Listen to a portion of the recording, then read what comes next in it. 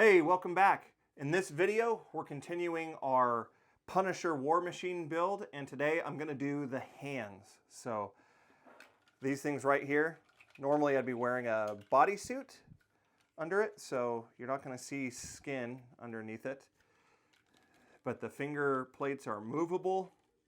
I can grab things, probably the equivalent of like a doorknob. I can push an elevator button. I'm thinking about these things because I want to take it to cons and things like that. And stick around for the end of the video where I do show what I'm going to be using for that center part right there for the repulsor. I'm going to show how to get it from print right off the bed, quite literally right off the bed, all the way to what you see here. So stick around.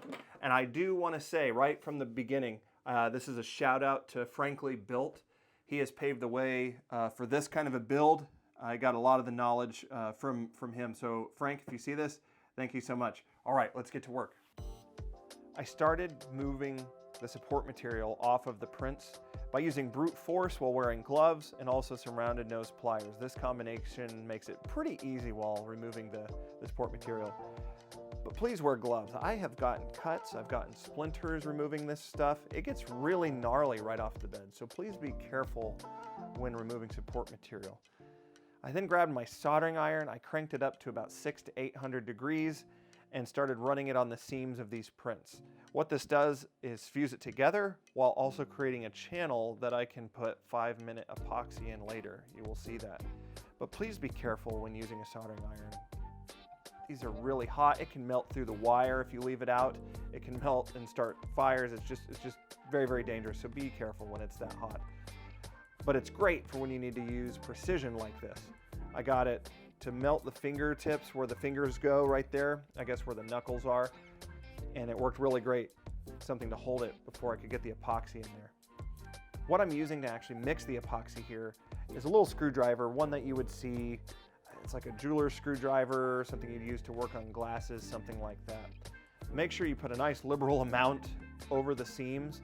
I think I put about 1/8 of an inch or so over each seam. That way it holds it in place. But after I was done using the epoxy, I got out my power sander, 220 grit, and sanded it up.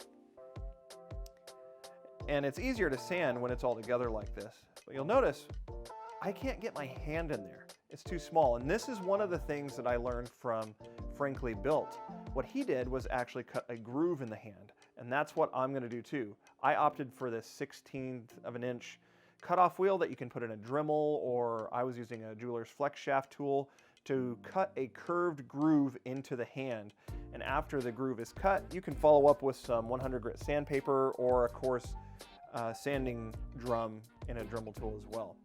I then got to mixing Bondo glazing putty with acetone, the trick that I learned from Ben Eady, and just started covering the palm. I gave it 2 or 3 coats. You can do this within 10 minutes, 3 coats within 10 minutes. I then opted to use 400 grit wet sandpaper or wet dry sandpaper and wet sanded it. It was then time to move on to the fingers. So right off the bed, I used the rounded nose pliers. This stuff, since it's tinier, I didn't have to worry about cutting myself because I could hold the entire part within my hands and just twist the support material out. So this is repetitive. I had to do this on each finger. Well, then it was time to prepare the surface. Once again, I returned to 220 and just run over the surface. Again, don't hold on too long to the, don't hover over one part too long or you're gonna melt your piece. But then I went back with 100 grit. I know it seems weird to go back and forth. That's just my process. I went back and removed the stuff that maybe had contact with the bed. After coating it, I did priming, and then I went to the Bondo again, and then I wet sanded it. So there's a lot of back and forth there. And after it's shiny and you can see this marbling, it's ready to move forward. I can cut it apart. I don't want to cut it apart before I do all that sanding because then it's a pain. But I use the 16th of an inch cutoff wheel again. And with either 100 grit or the sanding drum there, you'll address the seams that you create by cutting it. After you're done addressing those seams, sanding those seams, it's time to put elastic in there. Yet another tip I learned from Frankly Built. I like using E6000. If you don't have E6000 in your kit, you need some. It will hold on to this elastic and it'll work for all of these fingers.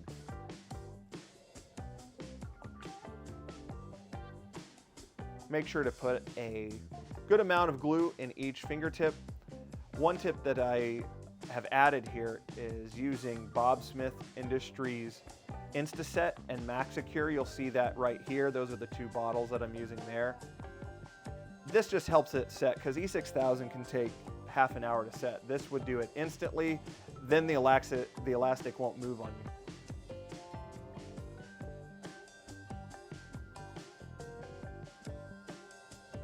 Then it was time to paint. I actually use a latex glove for something like this, and then some of the sandable matte black automotive primer, and I get to spraying, and that's it. The hands are ready to move on.